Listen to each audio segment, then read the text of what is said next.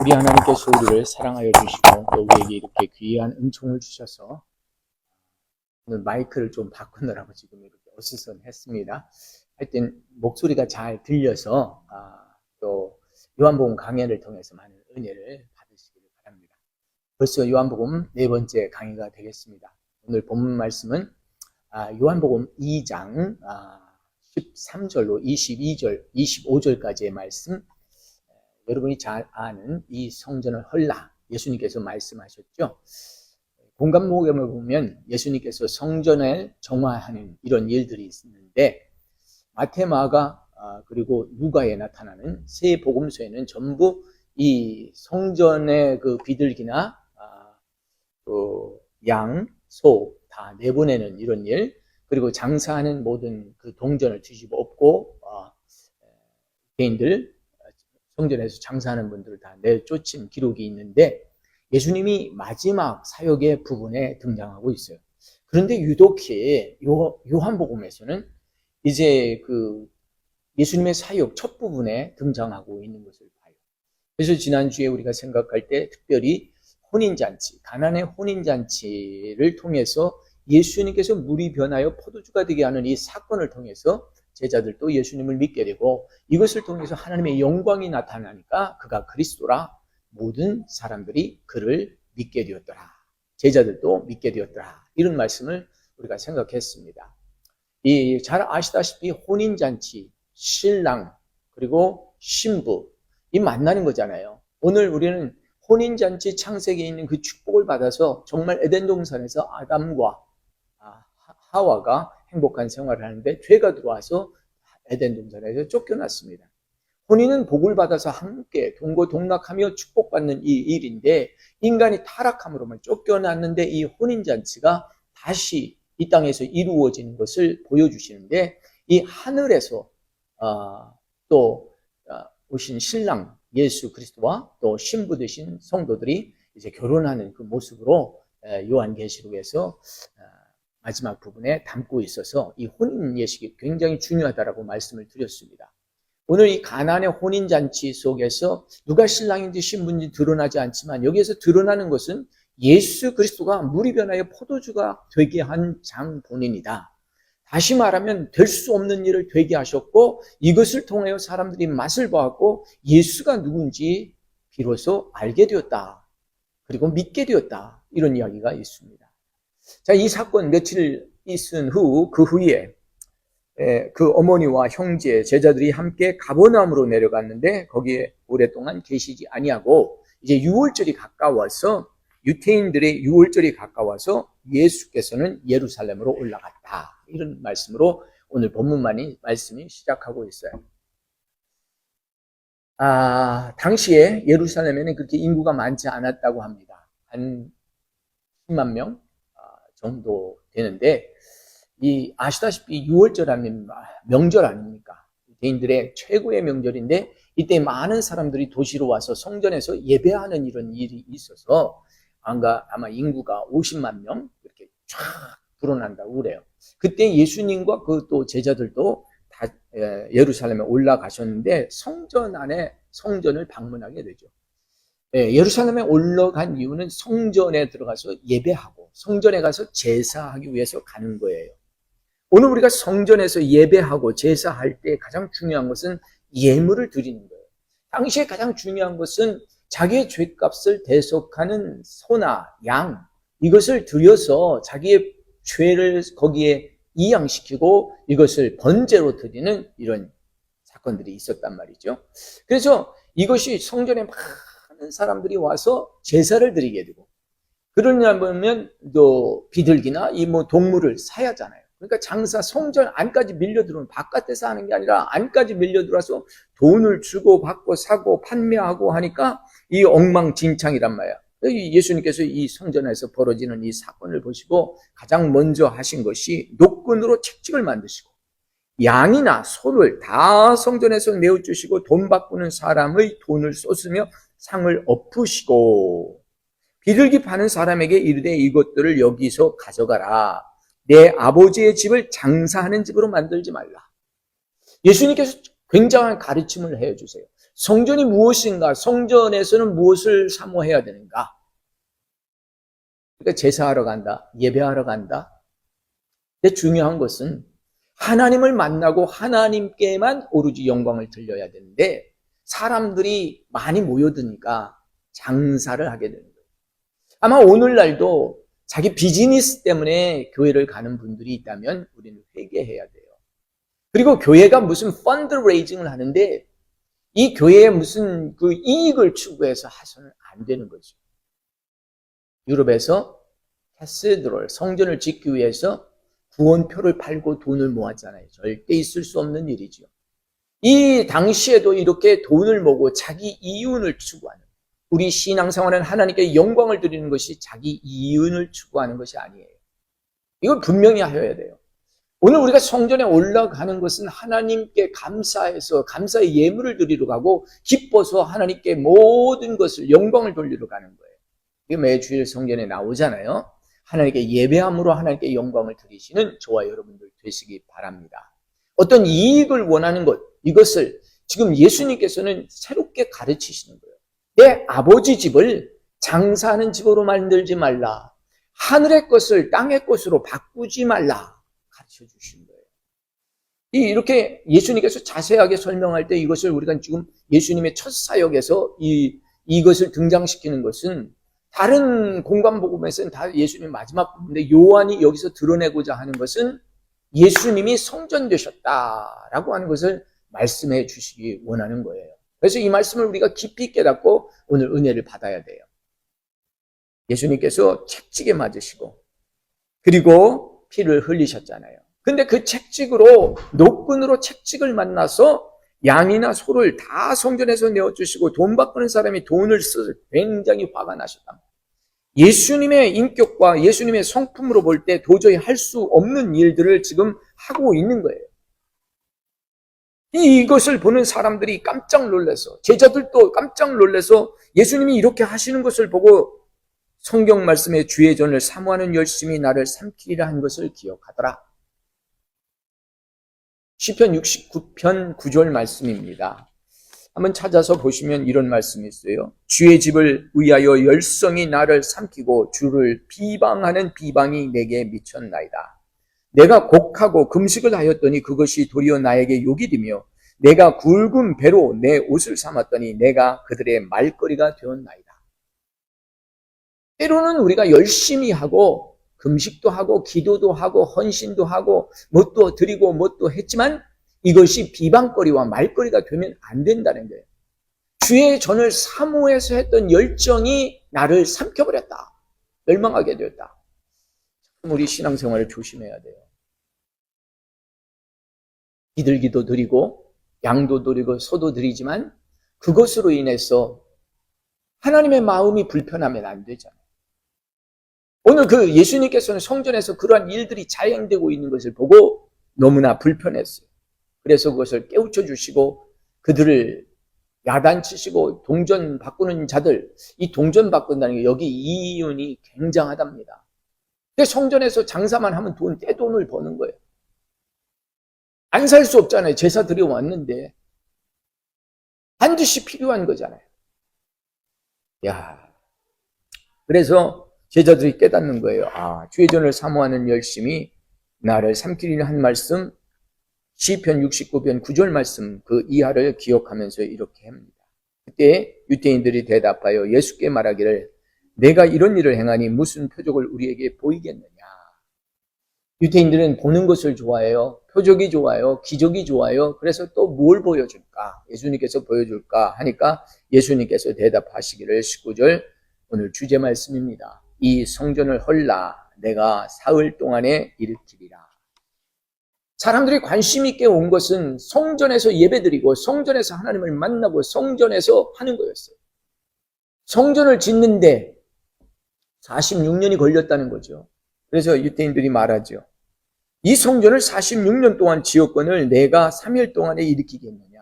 예수님이 지금 할 때는 성전이 다 완성되지 않았어요. 계속 짓고 있었어요. 주전 14년 전부터 예수님이 오신 이 활동하는 시간까지 아마 46년이 되었던 것 같아요.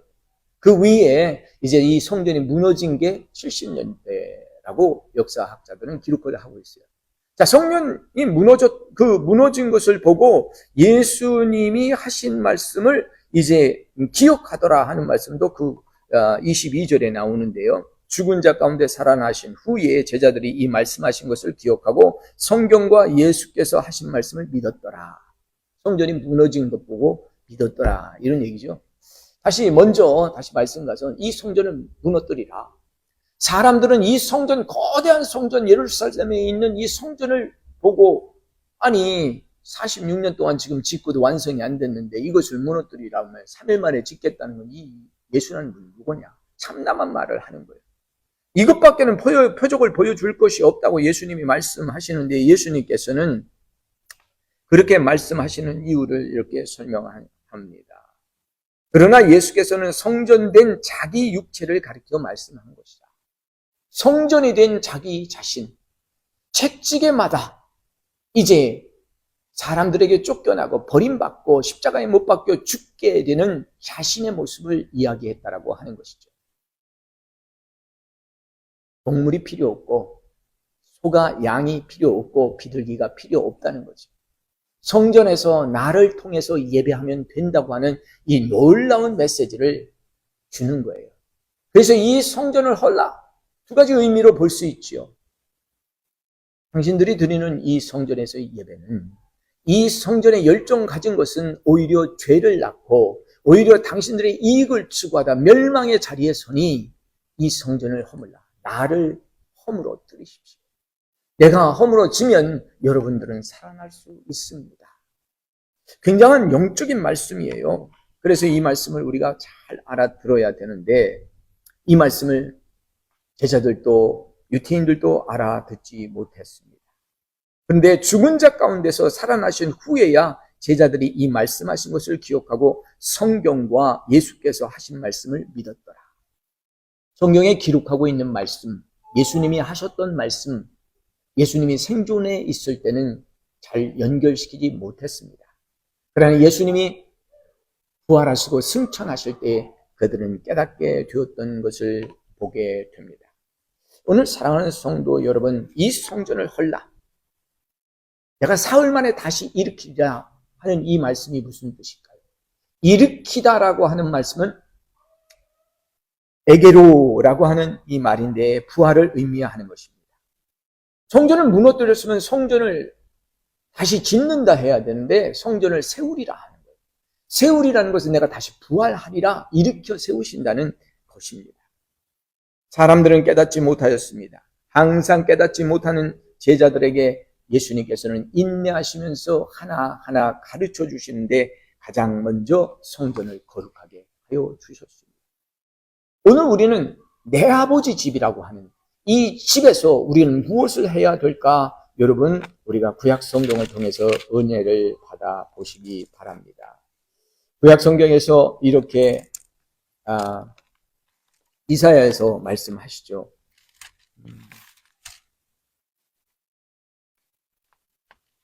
이사야에서 내 아버지 집은 기도하는 집이다, 이렇게 말씀을 해 주세요. 그래서 이 기도하는 집, 온전히 이 기도하는 집에서 우리가 깨어 있어서 하나님께 정말 근신하고 사명을 받아서 일하는 사람들 되시기를 예수님의 이름으로 축원합니다. 제가 그 말씀 본문을 좀 찾고 있는데 어디다 띄워놨는지 잠깐 보시겠습니다. 예, 찾았습니다. 두렵도다 이곳이요 다른 곳이 아니라 하나님의 전이요 하늘의 문이로다. 열린 베델 영광의 집, 기도하는 집이 여기에 있습니다. 창세기 28장 19절입니다. 그리고 이사야 56장 7절 말씀에 이 집은 만민이 기도하는 집이라고 설명하고 있습니다. 이 만민이 기도하는 집에서 정말 우리는 무엇을 해야 되고 무엇을 하나님 앞에 드려야 되는가? 이사야 56장 여러분 성경을 찾아서 한번 보시기 바랍니다. 이사야 56장 7절 말씀에 또 여호와 연합하여 그를 섬기고 여호와의 이름을 사랑하고 그의 종 되며 안식일을 지켜 더럽히지 아니하며 나의 언약을 굳게 지키는 이방인마다 내가 곧 그들을 나의 성산으로 인도하여 기도하는 내 집으로 내 집에서 그들을 기쁘게 할 것이다. 이방 사람도 열방 사람도 내가 내 집에 오게 하여 그들을 기쁘게 할 것이다.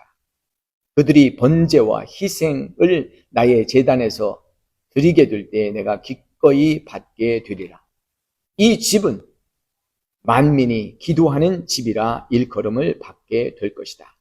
이사야 56장 7절 말씀입니다. 567 이사야 56장 7절. 아이고, 이거 찾느라고 제가 자꾸 이 성경책만 봤는데요. 이사야 56장 7절 말씀, 내 집은 만민이 기도하는 집이라. 이방 사람도 열방도 하나님을 알지 못하는 사람도 와서 번제와 소제를 드리게 될 때 이 번제와 소제는 회개하고 기도하고 감사하는 거잖아요. 예배하는 거잖아요. 근데 이 번제와 소제를 드리기 위해서 초대교회 이 예수님이 왔을 때는 모두 다 동물을 찾았어요. 번제를, 비둘기를, 양을, 또 부자들은 소를 찾았어요. 근데 그렇게 하지 말라는 거예요. 장사하는 걸로 하지 말라는 거예요. 성전에서 이윤을 보려고 하지 말라는 거예요. 여러분, 성전에 오는 분들은 희생을 감당하고 나오셔야 돼요. 내가 뭔가 얻으려고 하는 게 아니라 내가 뭔가 드리려고 하는 성도들 되시기를 예수님의 이름으로 축원합니다. 내 시간을 드리고 내 정력을 드리고 내 온 마음과 마음을 다 드려서 온전히 주님을 사랑해야 돼요. 나에게 이익이고 내 식구의 이익이고 아닙니다. 하나님이 그냥 베풀어 주시는 거예요. 그거는 해와 달을 주시고 공기를 주시는 하나님께서 나에게 그냥 베풀어 주시는 거예요. 내가 할 일은 지음받은 자로, 창조받은 자로, 하나님의 창조의 섭리, 내가 내 백성들을 지은 것은 이사야 43장 21절 말씀, 내가 내 백성들로 하여금 영화롭게 되기 원한다. 하나님이 나에게 원하시는 것, 여러분에게 원하시는 것은 저와 여러분을 통해서 하나님이 영화롭게 되는 거예요. 근데 희생의 제물 없이 어떻게 영화롭게 됩니까? 한국에 이제 국회의원들 선거하는데 전부 다 노련하신 분들 희생을 원한다고요. 근데 정치권도 희생하는 사람은 없잖아요. 하물며 성전에서도 희생하는 사람이 없다는 거잖아요. 여러분, 오늘 내가 뺏긴 것, 내가 죽어진 것 너무 섭섭하고 가슴 아파요. 그런데 돌아보면 하나님께서 가져가시고 하나님께서 그것을 통하여 영광을 주시는 거예요. 지금 성전에서 비둘기와 양과 소가 다 쫓겨나갔어요. 거기서 이익을 보는 사람들이 동전이 다 엎어졌어요. 더 이상 이익을 볼 수가 없게 됐단 말이에요. 우리는 성전에서 이익을 보려고 하지 말고 성전에서 희생하는 성도들 되십시다. 나의 에너지와 나의 건강과 나의 물질을 통해서 하나님 앞에 영광 돌릴 수 있는 이 성전을 헐라. 내가 생각하는 성전은 멋있는 예루살렘에 있는 성전이에요. 내가 생각하는 성전은 서울의 멋있는 예배당이에요. 이러면 안 된단 말이죠. 오늘 하나님이 나를 부르시고 세우신 곳에서 예배 드리시기 바랍니다. 그래서 요한복음은 영적인 말씀이 많이 담고 있어서 성전에 관한 말이 많이 있어요. 예배에 관한 것도 많고요. 사마리아 사람들은 그리심산에서 예배를 드렸고 이 유대인들은 예루살렘에서 예배 드렸지만 이제 예배 드리는 장소가 그리심산도 아니요, 그리고 시온산도 아니요, 예배를 드리는 장소는 다른 것이 아닌 예배는 신령과 진정으로 드릴지니어다. 예수 그리스도를 믿고 그리고 진실한 마음, 하나님과 통하는 마음을 열어드리는 것이 예배라 이 말씀이죠. 오늘 성전이 어디냐? 내가 정기적으로 나가는 것도 성전이지만 가장 중요한 성전은 이제 하나님께서 예수님을 통해서 성전 되신 자기 몸을 헐게 될 때 다시 일으켜 세우시고 부활을 주시고 그리고 믿는 성도들로 말미암아 성전이 되게 하셨어요. 바울 선생께서 그걸 가르쳐 주시죠. 너희 몸이 그리스도와 살아계신 성령님이 거하시는 성전인 줄 모르느냐. 내 몸을 깨끗하게 관리하라. 내 마음을 깨끗하게 관리하라. 이것이 오늘 우리는 성전을 관리하는 거예요. 여기에 소나 양이나 비둘기를 넣지 말고 돈전 바꾸는 동전을 갖다 놓지 말라 이 말이죠. 온전히 성전에서는 희생만이 요구되는 거예요. 하나님 앞에 우리는 희생하는 것이 있어야 돼요. 바치고 드려지는 것이 있어야 돼요. 시간과 건강과 물질, 내게 지금 나가지는 것이 은혜입니다. 이것을 예수님께서는 내가 너희에게 보여줄 기적이 없다. 너에게 있는 표적이 없다. 표적을 구하는 너희는 이 성전을 헐라. 나를 무너뜨리라. 그러면 내가 3일 만에 다시 일으켜 세우리라. 죽고 없어지고 패배된 것 같고 다 사라진 것 같지만 우리는 영원한 것을 얻는 사람입니다. 아들이 있는 자에게는 영생이 있고 아들이 없는 자에게는 영생이 없다고 하였습니다. 저와 여러분들은 아무것도 없는 것 같지만 우리 속에는 보화가 있어요. 예수 그리스도가 살아 계신 거예요. 예수 그리스도가 자기 안에 있는 것을 아는 자가 누굽니까? 자기 자신밖에 모르죠. 그래서 예수님께서는 이 바람의 비유를 설명해요. 너는 바람을 봤냐? 바람이 지나치고 가면 낙엽이 흔들린다든지 창문에 있는 바람 소리가 들어온다든지 그렇잖아요. 성령님이 마찬가지야. 내 마음이 변화됐어. 내 마음이 뜨거워졌어. 내 마음이 전에는 성전에서 하는 거, 이 성전에 가서 이렇게, 목사님에게 잘 보이고, 이웃 사람에게 잘 보이고, 이런 게 아니에요. 성전에서 우리가 장사하지 말라. 자기 이익을 구하지 말라 하는 것인 줄 믿고, 오늘 하나님 거룩한 것, 하나님께서 만들어주신 일을 잘 이루어 나가는 저와 여러분들 되시기를 예수님의 이름으로 축원합니다. 내 집은 만민이 기도하는 집이라. 그렇습니다. 기도하는 집, 하나님을 만날 수 있는 공간을 마련하는 거예요. 그런 스페이스를, 그런 여유를 갖는 거예요. 오늘 내 속이 복잡해가지고 하나님이 들어올 틈이 없어요. 말씀을 들어도 말씀이 자리 잡을 틈이 없는 거예요. 다 내어버리고 다 쓸어버릴 수 있기를 예수님의 이름으로 축원합니다. 훈련이 돼야 되겠죠. 손에 되는 일, 죽음에 이르는 일, 오늘 내가 순종과 결단을 통하여 이루실 수 있을 줄 믿습니다. 할렐루야.